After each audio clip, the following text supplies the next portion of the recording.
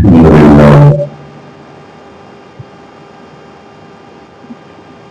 الحمد لله والصلاة والسلام على نبي الله وبين الماء والدين وعلى آله الذين وصحبه المقربين وعلماء الذين أجمعين أما بعد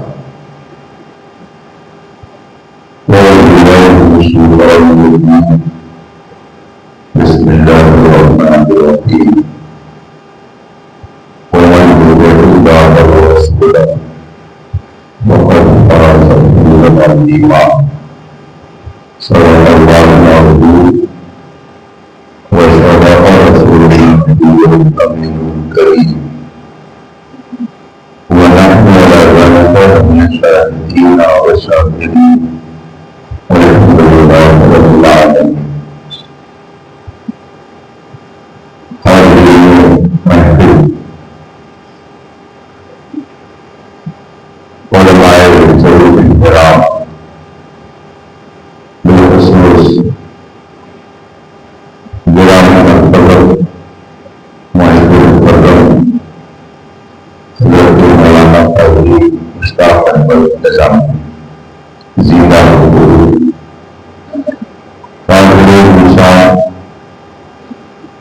حضرت مولانا محترم حافظ قاری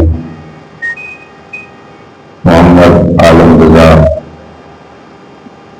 دامت زندگی، السلام علیکم ورحمۃ اللہ تعالی وبرکاتہ.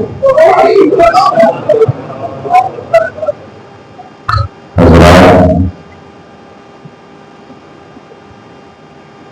میں آپ سب کو مبارکباد پیش کرتا ہوں کہ اس وقت قاضی شریعہ مسجد میں بیٹھ کر اللہ رسول کا ذکر سننے اور سنانے میں لگے ہوئے ہیں. آپ نے نماز مرغوب سے اس مسجد کا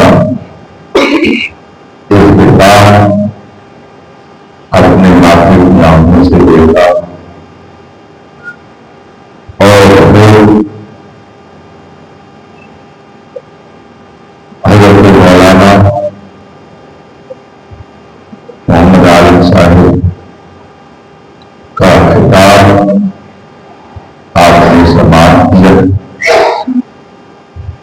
ناطق سنی، اس میں محبت کے اشعار بھی سنائے گئے اور پھر مسجد کی اہمیت، اس کی قدر و منزلت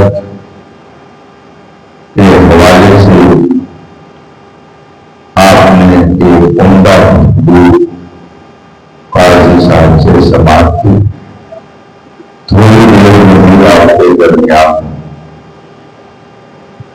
عزیز محترم حافظ قاری مولانا محمد احمد رضوی ضلع حضور نے ابھی اس تقریر کے حوالے سے بہت کچھ باتیں عرض کی.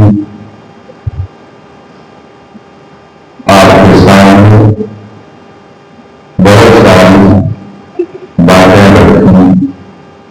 دعا کرو کہ اللہ تبارک و تعالیٰ مجھے بلکہ سارے علماء کو ایسا بنا دے. آئیے رسول کریم صلی اللہ علیہ وسلم اس میں درود و سلام پر نظران عقیدت پیش کرے اور پڑھیں. اللہم صلی علی سیدنا مولانا محمد الماضی حضور اکرم کرام اجمعین.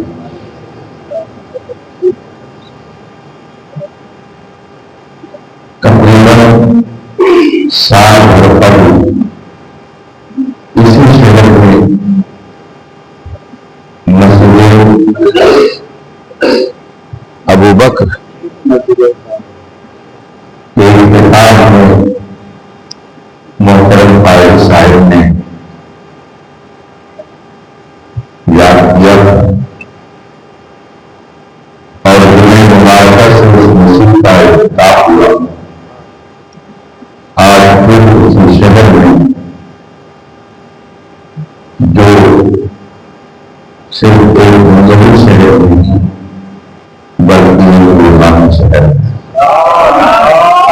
بزرگوں کا شہر ہے، اللہ والوں کا شہر ہے،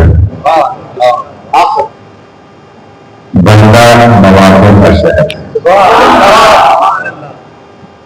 اس شہر میں ہم ایک بار پھر ایک مسجد کی بنا میں حاضر ہوئے اور اس مسجد کا نام عالمی اسلام کی اس عظیم شخصیت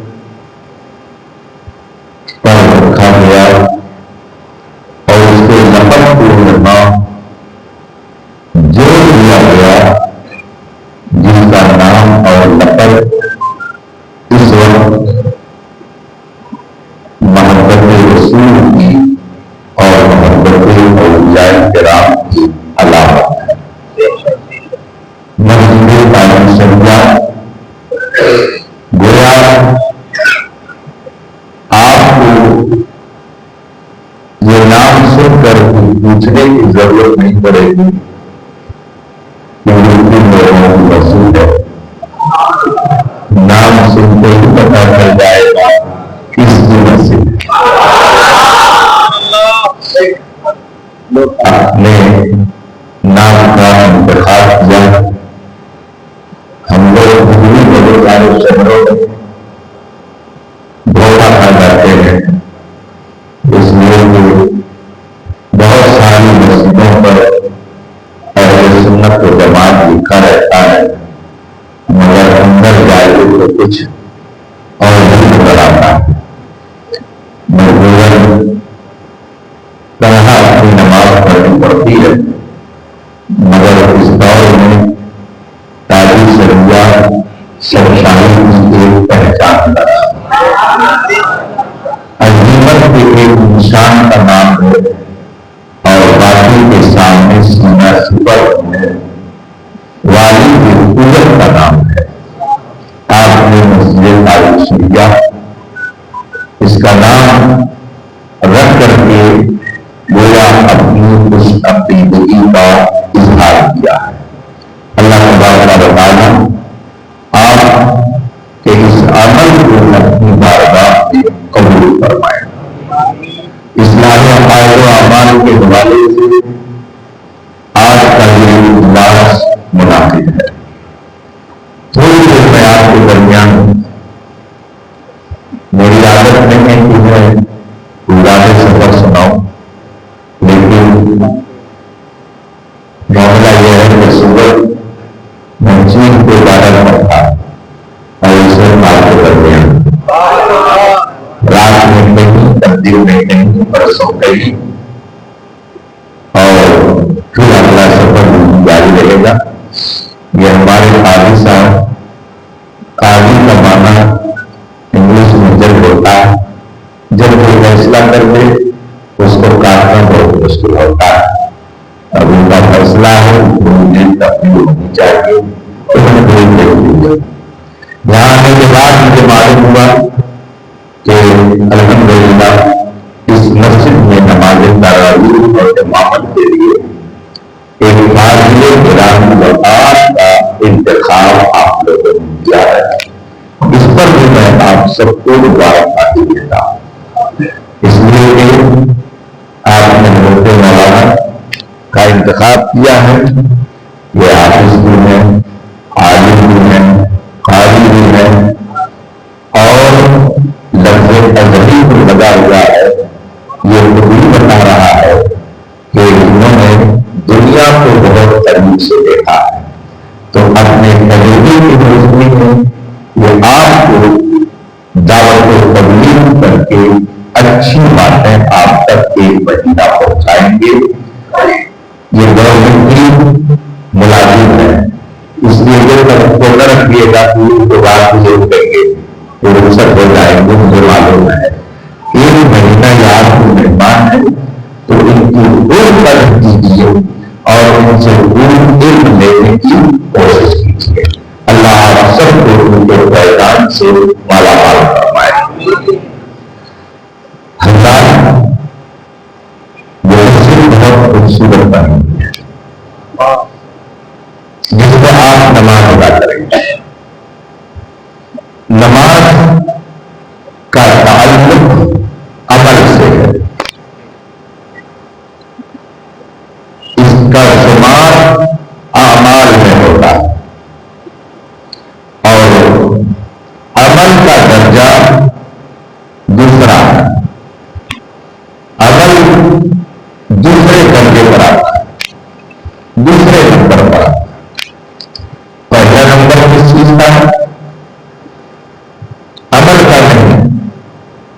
پہلا نمبر عقیدے کا ہے. عقیدہ پہلے ہے اور عمل بعد میں. مکہ مکرمہ میں اللہ کے رسول صلی اللہ علیہ وسلم نے جب دعوت و تبلیغ کا کام شروع فرمایا اور جبل قبیس پر لا کر مکے کے لوگوں کو خدا کا پیغام پہنچایا تو سب سے پہلا پیغام یہ نہیں تھا کہ نماز پڑھو. سب سے پہلا پیغام یہ نہیں تھا کہ روزہ رکھو. سب سے پہلا پیغام یہ نہیں تھا کہ حج کرو، بلکہ خدا کی طرف سے سب سے پہلا پیغام وہ رسول پاک نے پہنچایا، لا الہ الا اللہ محمد رسول اللہ. یہ پہلا پیغام خدا کے علاوہ کوئی عبادت کے لائق نہیں اور محمد اللہ کے رسول. یہ عقیدہ ہے. ابھی تو نماز کا ذکر نہیں ہے. نماز کو کئی سال کے بعد فرض ہوئی. رسول پاک صلی اللہ علیہ وسلم نے مکے کے لوگوں کو سب سے پہلا جو پیغام دیا وہ عقیدے کا پیغام دیا. خدا ایک ہے، اس کے علاوہ کوئی دوسرا عبادت کے لائق نہیں. یہ پہلا پیغام. اس کی اہمیت سمجھنے کے لیے آپ ایک مثال سے سمجھ سکتے ہیں. ایک درخت ہے، اس درخت کے اندر تین چیزیں میری سمجھ سے اہم ہیں. آپ کو شہر میں رہتے پارکوں کی طرف بھی آنا جانا ہوتا ہوگا. ایک پودا ہوتا ہے، پیڑ ہوتا ہے، درخت ہوتا ہے، اس کی ایک جڑ ہے اور اس کی شاخ ہے. اور ان شاخوں کو کبھی کبھی مالی، باغبان، رکھوالا کاٹ چھانٹ کر صحیح کرتا ہے، خوبصورت بناتا ہے. جو چھپی ہوئی چیز ہے درخت میں آپ اسے جڑ کہتے ہیں اور جو دکھ رہی ہیں آپ ان کو ڈالیاں کہتے ہیں، برانچ کہتے ہیں. اور یہ کاٹ چھانٹ کر کے جو مالی اس کو صحیح کرتا ہے اس کو کہتے ہیں آپ کہ مالی نے بہت قاعدے سے صحیح کر دیا ہے، خوبصورت کر رہا ہے. اسلام میں آپ ان تینوں کا جلوہ دیکھ سکتے ہیں. ایک ہے عقیدہ، ایک ہے عمل اور ایک ہے تہذیب. یہ تین الگ الگ چیزیں ہیں. کیا ماننا ہے آپ کو یہ عقیدہ ہے، کیا کرنا ہے آپ کو یہ عمل ہے، اور کیسے اپنے آپ کو پیش کرنا ہے یہ تہذیب ہے. یہ تینوں الگ الگ چیزیں ہیں. عقیدہ مثل درخت کی جڑ ہے. اگر جڑ موجود ہے تو درختوں کی ڈالیوں میں ہریالی آئے گی، اس میں پتیاں لگیں گی، پھول اس میں کھلیں گے،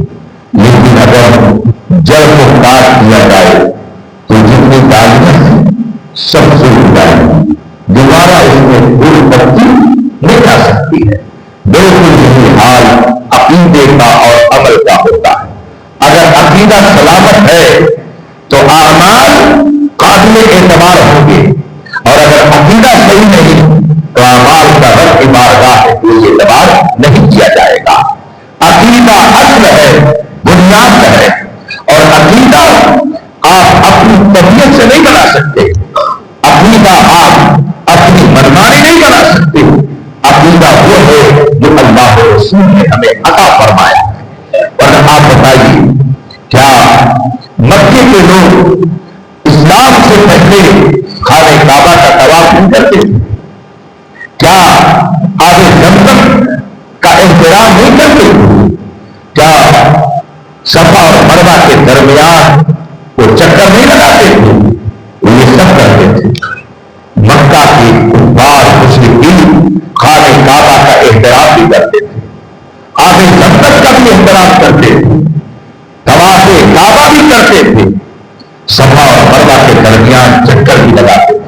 بلکہ قرآن کریم میں فرمایا گیا وَلَئِن سَأَلْتَهُم مَّنْ خَلَقَ السَّمَاوَاتِ وَالْأَرْضَ لَيَقُولُنَّ اللَّهُ، اگر ان مشرکوں سے پوچھو، کفار سے پوچھو، آسمانوں کو اور زمین کو کس نے پیدا کیا، لَيَقُولُنَّ اللَّهُ، تو وہ کہیں گے، ضرور کہیں گے اللہ نے پیدا کیا. تو وہ خدا کو ماننے کا دعویٰ بھی کرتے تھے. صفا اور مروہ کا بھی احترام تھا، خانہ کعبہ کی بھی ان کے نزدیک حرمت تھی، یہ ساری چیزیں تھیں، مگر اس کے باوجود وہ ظاہر ایمان نہیں تھے. کیوں نہیں تھے؟ اس کی وجہ یہ ہے کہ انہوں نے خدا کو ماننے کا دعویٰ کیا، مگر اس نے اپنی طبیعت کو بھی شامل کر دیا. انہوں نے کہا خدا تو ہے، مگر خدا نے اپنے لیے بیٹیاں بنا رکھی ہیں. وہ فرشتوں کو خدا کی بیٹیاں کہتے تھے. ان کا عقیدہ تھا کہ حضرت عزیر اللہ کے جو نبی ہیں ان کے بارے میں ان کا عقیدہ تھا کہ وہ اللہ کے بیٹے ہیں. حضرت عیسیٰ کو خدا کا بیٹا تصور کرتے تھے، حضرت مریم کو خدا کی بیوی تصور کرتے تھے. تو خدا کو ماننے کا دعویٰ تو کرتے تھے، مگر اپنی طبیعت کو اس میں انہوں نے شامل کر دیا. اور جو نہیں ماننا چاہیے تھا خدا کے لیے، انہوں نے خدا کے لیے وہ سب مان دیا. لہذا ان کے اس ماننے کا خدا کی بارگاہ میں اعتبار نہ ہوا اور ان کے منہ پر اس عقیدے کو مار دیا گیا. اس کا مطلب ہے کہ اگر خدا کو آپ اپنی طبیعت کے مطابق مانیں گے، خدا کو آپ اپنے عقیدے کے مطابق مانیں گے، تو اس ماننے کا کوئی اعتبار نہیں. خدا کو ویسے ماننا پڑے گا جیسے قرآن اور حدیث نے ہمیں بتایا. آج کل بہت سے لوگ ایسے ہیں جو خدا کو ماننے کا دعویٰ کرتے ہیں اور کلمہ پڑھتے ہیں، کلمہ طیبہ پڑھتے ہیں، خدا کو ماننے کا دعویٰ کرتے ہیں، مگر ساتھ ہی یہ بھی کہتے ہیں کہ خدا نہیں بول سکتا. اب آپ بتائیے، اگر مکہ کے کفار خدا کو ماننے کا دعویٰ کرتے تھے اور ساتھ میں یہ کہتے تھے کہ خدا نے اپنے لیے بیٹیاں بنا دی، تو اسلام نے ان کے عقیدے کو رد کر دیا کہ تمہارا عقیدہ صحیح نہیں ہے. تو اگر آج کوئی خدا کو ماننے کا دعویٰ کرنے کے ساتھ آپ یہ کہے کہ خدا جھوٹ بول سکتا ہے، تو جس طرح سے ان کا عقیدہ مردود ہے ویسے ہی ان کا بھی عقیدہ مردود نکال جائے گا. نہ وہ عقیدہ صحیح ہے اور نہ یہ عقیدہ صحیح ہے. تو خدا کو صرف ماننے کا دعویٰ کرنے سے کوئی مومن نہیں ہو سکتا ہے. مومن وہی ہوگا جو وہ عقیدہ اپنائے جو مصطفیٰ جان رحمت نے عطا فرمایا ہے، جو رسول پاک کے بتائے عقیدے کے مطابق عقیدہ رکھے وہی صاحب ایمان ہوگا. خدا کے بارے میں اگر کوئی کہتا ہے کہ خدا جھوٹ بول سکتا ہے تو وہ چاہے داڑھی میں آئے، چاہے جبہ اور صافہ میں آئے، چاہے قرآن لے کر آئے، چاہے حدیث لے کر کے آئے، وہ سب کچھ ہو سکتا ہے مگر وہ صاحب ایمان نہیں ہو سکتا ہے. آپ کہیں گے کیا ایسے لوگ آج پائے جاتے ہیں؟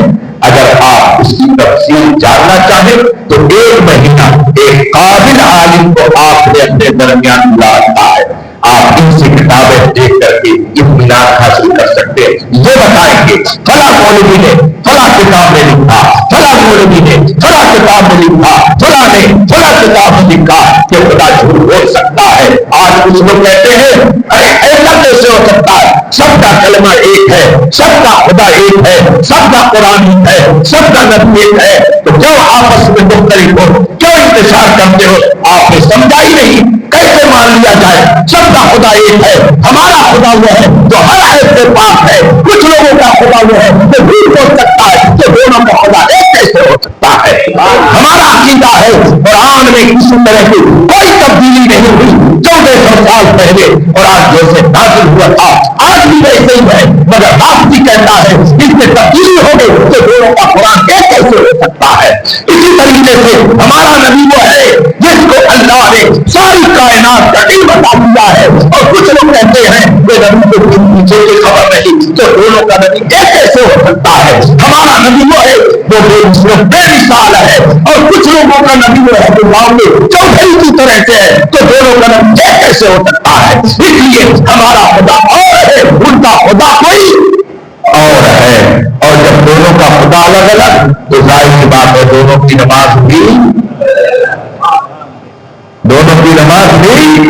وہ ایسے خدا کی نماز پڑھتا ہے جو جھوٹ بول سکتا ہے. ہم ایسے خدا کی عبادت کرتے ہیں جو ایسے ہم اس نبی پر التحیات بھیجتے ہیں کہ جس کے لیے زمین اور آسمان سب یکساں ہے, زمین و آسمان کی ہر شے کا اسے علم ہے. اور کچھ لوگ تحیات اس نبی کی پڑھتے ہیں کہ جن کو پیچھے کی بھی خبر نہیں ہے. تو بتائیے دونوں کی نماز کیسے ہو سکتی ہے؟ اس لیے اتخاذ محترم ایسے حالات میں قاضی شریعہ جیسی مسجد کی زیادہ ضرورت محسوس ہوتی ہے. چمکتا جو نظر آئے وہ سب سونا نہیں ہوتا. اگر دنیا میں رہنا ہے پیدا کر. جب رسول پاک کی ظاہری حیات طیبہ میں ہر کلمہ پڑھنے والا مسلمان, حضور کی ظاہری حیات میں ہر کلمہ پڑھنے والا مسلمان, تو 1400 سال کے بعد ہر کلمہ پڑھنے والا کہاں سے پکا مسلمان ہو جائے گا؟ اس زمانے میں جنہوں نے کلمہ پڑھ کر کے نبی کے غیر پر نقطہ چین کی, قرآن نے ان کی مذمت فرمائی, ان کا رد کیا, ان کی تردید فرمائی. تو اب آج جو بھی رسول پاک کے علم غیب کا انکار کرے تو اس کا تعلق اسی طرح سے ہوگا جس کے بارے میں قرآن نے پہلے ہی ارشاد فرما دیا ہے. اس لیے محترم عقیدہ یہ بنیاد ہے, اس کی حفاظت آپ کی ذمہ داری ہے. آج دنیا میں عقیدے توحید کو برباد کرنے کے لیے, آپ کے سچے عقیدے کو برباد کرنے کے لیے نہ جانے کتنی تحریکیں چل رہی ہیں, بلکہ اب تو مسلم نام کے بہت سے ایسے نوجوان یوٹیوب اور فیس بک پر آ کر کے کھلا کھلا کہتے ہیں خدا کوئی چیز نہیں ہے, میں خدا کو نہیں مانتا, خدا کچھ نہیں ہے. ایسی تحریک چلائی جا رہی ہے جس میں خدا کے وجود کا انکار کیا جا رہا ہے. آپ کے پڑوس میں تلنگانہ ایک اسٹیٹ ہے, اس اسٹیٹ سے میرے پاس 4-6 مہینہ پہلے ایک صاحب نے ووٹ دیا اور انہوں نے کہا کہ حضرت 60 ایسے کلمہ پڑھنے والے مسلمان کہلانے والے 60 ایسے نوجوان میری نظر میں میرے شہر میں ہے کہ جنہوں نے کھلا کھلا خدا کے وجود کا انکار کر دیا ہے.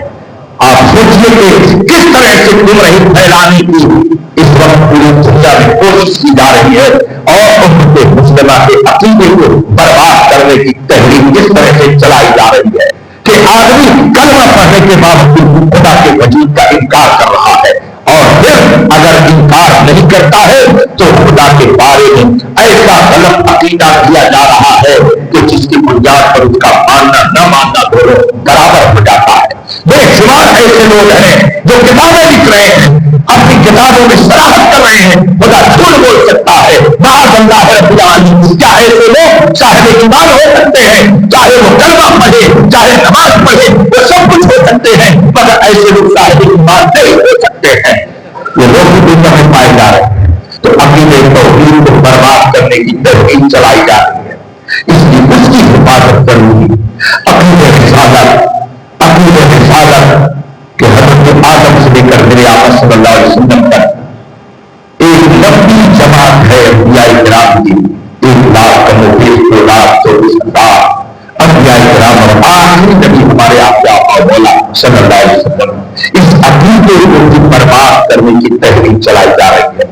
چنانچہ عقیدہ رسالت میں نقد زنی کرتے ہوئے مرزا غلام احمد قادیانی نے دعویٰ کیا کہ میں بھی اللہ کا نبی ہوں۔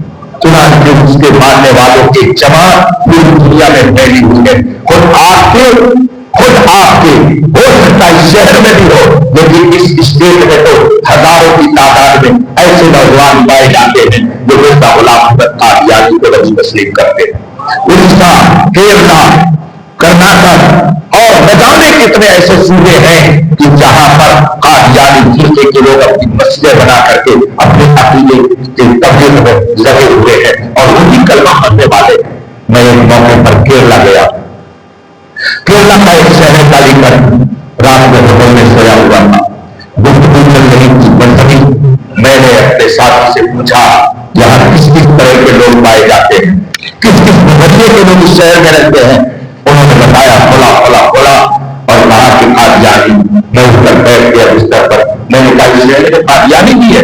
کہا ہاں قادیانی بھی ہے، ان کی مسجد ہے، ان کا مدرسہ ہے، ان کے مبلغین ہیں اور بہت تیزی سے وہ کام کر رہے ہیں۔ رات میں 11 بجے کے قریب مجھ سے لڑکا گیا، میں نے کہا کہ چلیے ہم ذرا وہ دیکھتے ہیں۔ رات میں 11 بجے ہم ہوٹل سے نیچے اترے، سواری کیا اور پہنچے وہاں جہاں ان کی مسجد 4 منزلہ مسجد، ان کا ادارہ، ان کے مبلغین پوری تنظیم کے ساتھ امت مسلمہ کے نوجوانوں کے عقیدے کو برباد کرنے کے لیے لگے ہوئے۔ ہزاروں کی تعداد میں ایسے لوگ ہیں کہ جو رسول پاک صلی اللہ علیہ وسلم کا کلمہ پڑھنے کے باوجود مرزا غلام احمد قادیانی کو نبی مانتے ہیں۔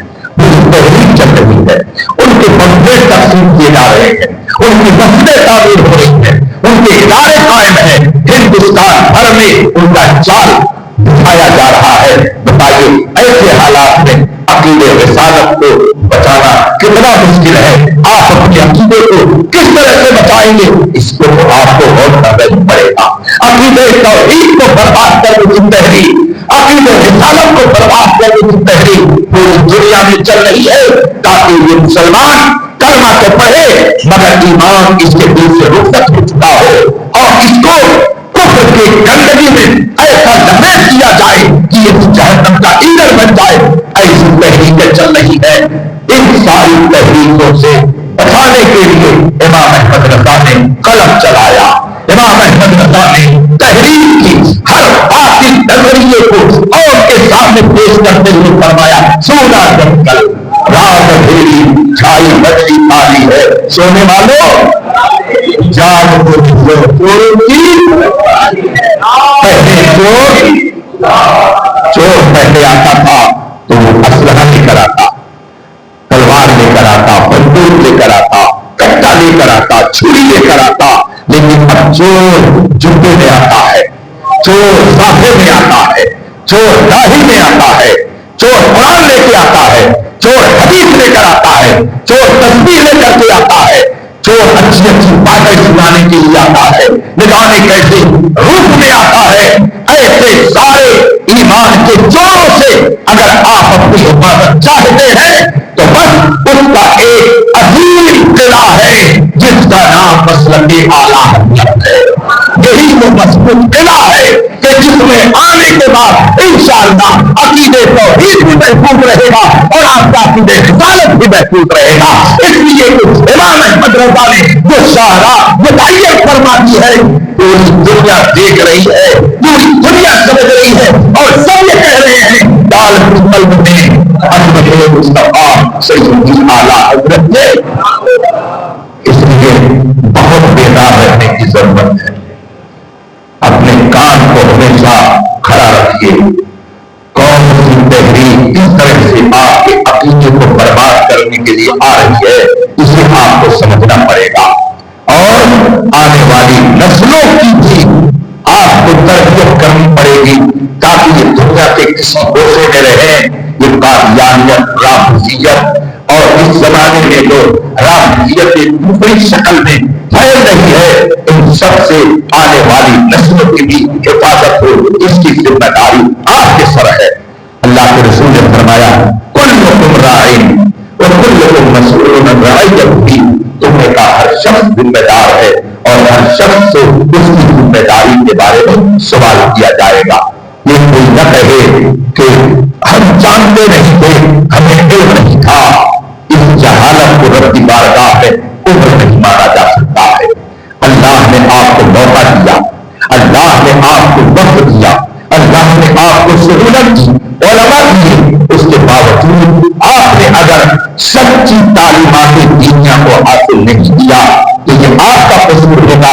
جہالت کی بنیاد پر آپ معذور نہیں مانے جا سکتے ہیں، اس لیے خود بھی اپنے عقیدے کی حفاظت کیجیے اور آنے والی نسلوں کی بھی ایمان اور عقیدے کی حفاظت کی کوئی نہ کوئی سبیل بنا کر کے چاہیے۔ یہ تو ہوا عقیدہ، اور اس کے بعد پھر نمبر آتا ہے عمل کا۔ میرے آقا صلی اللہ علیہ وسلم نے مکے میں سب سے پہلے عقیدے کی اصلاح فرمائی اور مسلسل مکے کے لوگوں کو سچا عقیدہ بتاتے رہے، سچا عقیدہ ان کو بتاتے رہے، اور پھر ایک وقت آیا جب آپ نے ان کے لیے نماز کا توبہ کیا۔ تو عقیدہ پہلے ہے اور عمل بعد میں ہے۔ اگر عقیدہ گڑبڑ تو عمل کا کوئی اعتبار نہیں ہو سکتا، اور پھر عمل کو بھی برباد کرنے کی سب کوشش چل رہی ہے اور اتنے حربے استعمال کیے جا رہے ہیں۔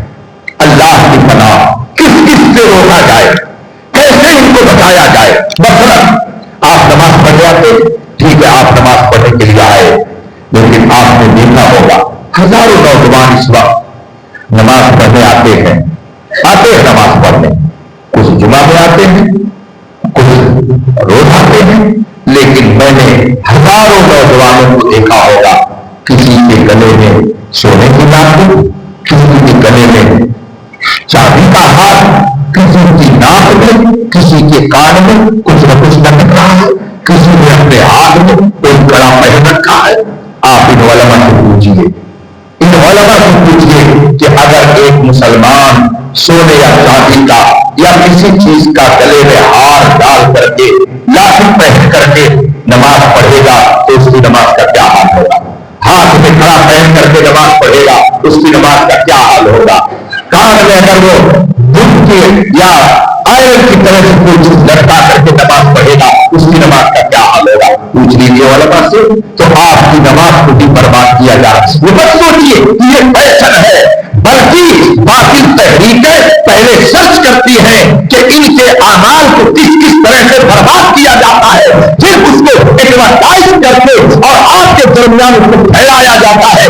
آہستہ آہستہ وہ ساری چیزیں معاشرے میں پھیل جاتی ہیں۔ ہمارا نوجوان سمجھتا بھی نہیں ہے کہ ہم کو کس طرح سے برباد کیا جا رہا ہے۔ نتیجہ یہ ہوتا ہے عقیدہ بھی برباد ہو رہا ہے، بنیادیں بھی برباد ہو رہی ہے۔ اس لیے اپنے خانے محترم اس کو بھی سمجھنے کی ضرورت ہے۔ اور دوسرے نمبر پر میں نے کہا کلچر، تہذیب کو بھی ختم کرنے کی پوری کوشش ہو رہی ہے۔ اس لیے رفیقان محترم آپ اپنے عقیدے حق پر قائم رکھیے، جس کو مختصر لفظوں میں اہل سنت اور مسلک اعلیٰ حضرت کہا جاتا ہے، اور اپنے اعمال کی حفاظت کیجیے۔ اعمال کی حفاظت کے لیے بھی آپ کو علم کی ضرورت ہے۔ اگر علم نہیں رہے گا تو آپ کا عمل نہیں رہ سکتا۔ ابھی کبھی میں نے امام اہل سنت اعلیٰ حضرت رضی اللہ تعالیٰ عنہ کا ایک ارشاد پڑھا۔ آپ نماز وضو کے حوالے سے فرماتے ہیں، کتنے ایسے لوگ ہیں جو وضو کرتے ہیں مگر ان کا وضو ہوتا ہی نہیں۔ اعلیٰ حضرت فرماتے اپنے زمانے کے بارے میں کتنے ایسے لوگ ہیں۔ اعلیٰ حضرت نے آگے فرمایا کتنے لوگ ہیں جو وضو کرتے ہیں، پانی لیا اور انہوں نے ایسے ہی چہرے پہ ڈال دیا اور ہاتھ میں جو کڑی تھی اس کو لے کر کے پیشانی تک مل لیا اور سمجھ گئے کہ ہمارا وضو ہو گیا۔ جبکہ جہاں بال اٹھتا ہے یہاں سے پانی کا بہنا یہ شرط ہے۔ صرف ہاتھ میں تری پہنچ جائے اور اس تری کو آپ ایسے رگڑ دیں تو وضو نہیں ہوگا جب تک کہ یہاں سے پانی نہ بہے۔ جب تک پانی نہ بہے گا وضو نہیں ہوگا۔ اعلیٰ حضرت فرماتے اپنے زمانے کے بارے میں کتنے ایسے لوگ ہیں کہ جو ہاتھ میں تری لگے رہتی ہے ایسے پیشانی پر مل دیتے ہیں اور سمجھتے ہیں کہ وضو ہو گیا، حالانکہ نہ ان کا وضو ہوتا ہے نہ ہی ان کا غسل ہوتا ہے، بلکہ وہ نجس کے نجس ہی رہتے ہیں، ان کی نمازیں بھی نہیں ہوتی ہیں۔ کتنے ایسے لوگ ہیں جو سمجھتے ہیں وضو کر لیا مگر ان کا وضو ہوتا ہی نہیں۔ یہ اعلیٰ حضرت نے اپنے زمانے کے بارے میں لکھا۔ آج کیا حال ہے مجھ سے زیادہ آپ سمجھ سکتے ہیں۔ ایک مہینہ جو آپ کو مل رہا ہے یہ آپ کی تربیت کا وقت ہے۔ آپ اپنے آپ کو ایک مہینہ تھوڑا سا وقت نکال کر کے علماء کو دیجیے اور ان سے آپ سیکھیے نماز کیسے پڑھی جائے گی۔ کتنے ایسے لوگ آپ کو ملیں گے، آپ صبح کی نماز میں اس مسجد میں، ابھی تو میں مسئلہ بتا دوں گا تو آپ کو معلوم ہو جائے گا، آپ کسی اور مسجد میں چلے جائیے اور صبح کی نماز جب فجر میں لوگ موجود ہوں، آپ ایک طرف سے سجدے کی حالت میں جب گئے ہوں، آپ ان کے انگوٹھے کو جا کر کے دیکھیے۔ کتنے ایسے لوگ ہوتے ہیں جن کا انگوٹھا ایسے ہی کھڑا ہوتا ہے، جبکہ علماء کیا فرماتے ہیں کہ پیٹ کا لگنا ضروری ہے۔ اگر انگوٹھے کا پیٹ یوں سجدے کی حالت میں نہیں لگا تو سجدہ ہی نہیں ہوگا۔ کتنے لوگ ایسے جو ایسے کھڑا رکھتے ہیں، کتنے ایسے جو پیچھے کیے رہتے ہیں، کتنے ایسے اٹھا دیتے ہیں، کسی کا سجدہ نہیں ہوگا، اور جب سجدہ نہیں ہوگا تو نماز نہیں ہوگی، نماز نہیں ہوگی تو آپ کی ساری محنت ویسے بھی برباد گئی۔ عمل کی اصلاح بھی ضروری ہے۔ تو یہ موقع آ رہا ہے رمضان کا، کل سے انشاءاللہ اس کی برکتیں ہم کو نصیب ہو جائیں گی۔ اللہ تبارک و تعالی ہمیں اس مہینے میں نیکیاں کرنے کی توفیق عطا فرمائے اور علم حاصل کرنے کا اللہ ہمیں موقع عطا فرمائے۔ عقیدے کی حفاظت کیجیے اور اپنے عمل کی بھی حفاظت کیجیے۔ یہ مت سمجھیے کہ آپ مسجد میں آئے، نماز آپ نے پڑھ لی، آپ کی نماز ہو گئی تو آپ بڑی ذمہ ہو گئے۔ کبھی کبھی ایسا بھی ہوتا ہے، پیچھے ہم کھڑے ہیں نماز پڑھنے کے لیے اور آگے کوئی نوجوان آیا اور لباس کو پہنے ہوئے ہے تو پینٹ بھی اپنی جان بوجھ کر کے اس نے پھاڑ رکھی ہے، اور اس قدر چست پینٹ پہن کر کے وہ آتا ہے کہ جب وہ رکوع اور سجدے میں جاتا ہے تو پیچھے کا وہ حصہ جس کا چھپانا فرض ہے وہ کھل جاتا ہے، اور پیچھے جو اس کی نماز پڑھتا ہے اس کی نماز کو بھی خلل آ جاتا ہے۔ کیا ایسا نہیں ہوتا ہے؟ تو اب آیا وہ نماز پڑھنے کے لیے مگر اپنی بھی نماز خراب کر رہا ہے، دوسری کی بھی نماز بھی خراب کر رہا ہے۔ یہ ہمارے عمل کا حال ہے۔ تو ہمارے عقیدے کو بھی برباد کرنے کی تحریک ہے، عمل کو بھی برباد کرنے کی تحریک چل رہی ہے، اور پھر تہذیب اور کلچر جو ہمارا ہے اس کو بھی ختم کرنے کی تحریک پوری دنیا میں چل رہی ہے۔ اس لیے رفیقان محترم، آپ اس حالت میں جب کہ لگانے اس گرمی میں زندگی کی شام ہو جائے، کوئی نہیں جانتا کہ کب موت آ جائے، کب مسلمان سمجھ کر کے آپ کے ساتھ کیا کر دیا جائے، آپ کچھ نہیں کہہ سکتے۔ ایسے حالات میں آپ اپنے آپ کو آخرت کی تیاری کے لیے کچھ نہ کچھ سامان جمع کرتے رہیے اور اپنے ایمان اور عقیدے کی حفاظت کرتے رہیے۔ مسجد پاک شریعہ آپ نے بنائی ہے، میں یہ نہیں کہتا کہ آپ اس مسجد کو نہیں بھریں گے، مجھے امید ہے کہ آپ بھریں گے۔ کہا تھا شاعر نے، مسجد تو بنا لی پر بھرنے، ایمان کی حرارت والوں نے، من اپنا پرانا باپو ہے، برسوں میں نماز پڑھ نہ سکے۔ تو مسجد آپ نے تعمیر کر لی، اب اگر آپ نے اس کا پیٹ نہیں بھرا تو روایت کے مطابق میدان محشر میں یہ باتیں شکوا کرے گی اللہ کی بارگاہ میں کہ مولا انہوں نے بنا تو لیا تھا لیکن انہوں نے میرا پیٹ نہیں بھرا۔ اس لیے جو اس علاقے کے لوگ ہیں ان کی ذمہ داری زیادہ بن جاتی ہے جو اس مسجد کا پیٹ بھرے، اور مسجد کا پیٹ بھرنے کا مطلب یہ ہے کہ وہ وقت پر نماز اور جماعت اہتمام کریں، مسجد کو آباد رکھیں۔ آپ مسجد کو آباد رکھیں گے، خدا آپ کے گھر کو آباد رکھے گا۔ آپ خدا کی بارگاہ میں اپنی پیشانی جھکائیں گے، خدا کی بارگاہ میں آپ روم کی گیت گائیں گے، رب تعالیٰ آپ کو رزق میں اضافہ فرمائے گا۔ قرآن کریم فرماتا ہے وَمَن يَتَّقِ اللَّهَ يَجْعَل لَّهُ مَخْرَجًا وَيَرْزُقْهُ مِنْ حَيْثُ لَا يَحْتَسِبُ۔ جس کے دل میں خدا کا خوف، خدا کا تقویٰ آ جاتا ہے تو اللہ اسے گنجائش کا راستہ بھی دیتا رہتا ہے اور اسے اتنا عطا کرتا ہے کہ وہ گمان نہیں کر سکتا۔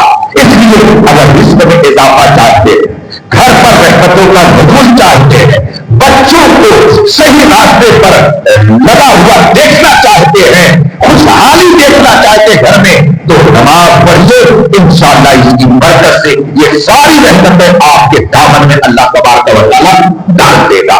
اللہ تعالیٰ اپنے حبیب کے صدقے میں اس مسجد کی تعمیر کرنے والوں کے رزق میں بے شمار برکتیں عطا فرمائیں اور سنی صحیح عقیدہ بن کر رہنے کی توفیق بخشے، اور سنی صحیح عقیدہ کوئی کہتا رہے کہ فلاں فلاں، مگر سنی صحیح عقیدہ اس زمانے میں وہی ہے جو مسلک اعلیٰ حضرت پر قائم ہے۔ یہ میں نہیں کہتا، یہ آج سے تقریباً 75 سال پہلے بلکہ اور زیادہ ہو گیا ہوگا، بنارس میں جب تقسیم کا مسئلہ چل رہا تھا، بنارس میں 4000 علماء اکٹھا تھے اور بات آئی کہ سنی کس کو کہا جائے گا۔ بنارس کی تاریخ گواہ ہے، کتاب اٹھا کر کے دیکھ لیجیے، 4000 جس میں چشتی بھی تھے، قادری بھی تھے، سہروردی بھی تھے، نقشبندی بھی تھے، بڑی بڑی درسگاہوں میں بڑے بڑے شیخ الحدیث بھی تھے، پیران طریقت بھی تھے، ہر سلسلے کے بزرگ تھے، بنارس میں جمع ہوئے اور انہوں نے جب سنی کی تعریف کی اور بتایا کہ سنی کس کو کہا جاتا ہے، تو آخر میں انہوں نے لکھا اس دور میں، جس کا حاصل میں آپ کے سامنے رکھتا ہوں، اس دور میں سنی وہی ہے جو مسلک اعلیٰ حضرت پر قائم ہے۔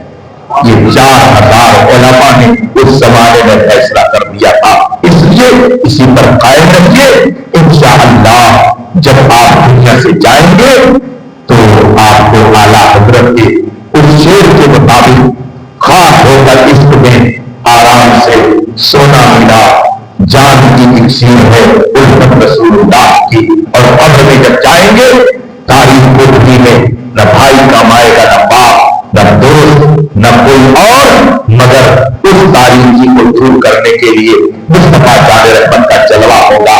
اعلیٰ حضرت نے جس کے بارے میں فرمایا، قبر میں لہرائیں گے تا حسن جسمے نور کی جلوہ فرما ہوگی جنت رسول اللہ کی۔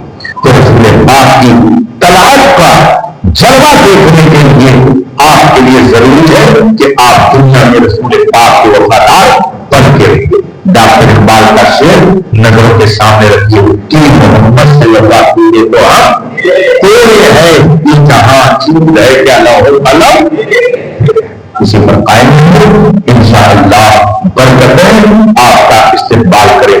رمضان کریم انشاءاللہ کل سے شروع ہو جائے گا، اب اس کا احترام کرنا آپ کی ذمہ داری ہے، اس کی قدر کرنا آپ کا فریضہ ہے۔ نمازوں کا اہتمام کیجیے، قرآن کریم کی تلاوت کیجیے، اور تھوڑا سا وقت اپنا اخلاقی فریضہ اور دینی فریضہ سمجھ کر کے بچا لیجیے کہ اس وقت میں مجھے کچھ نہ کچھ دینی مسئلہ سیکھنا ہے۔ جیسے آپ کی ڈیوٹی رہتی ہے، اگر آپ گورنمنٹ کی جاب میں ہیں تو ایک وقت ہے کہ اس وقت سے اس وقت تک آپ کو کام کرنا ہے۔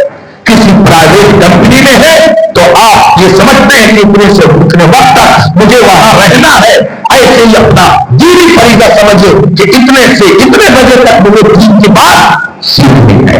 اگر آپ نے یہ وقت نکال لیا تو انشاءاللہ بہت ساری معلومات میں اضافہ ہوگا۔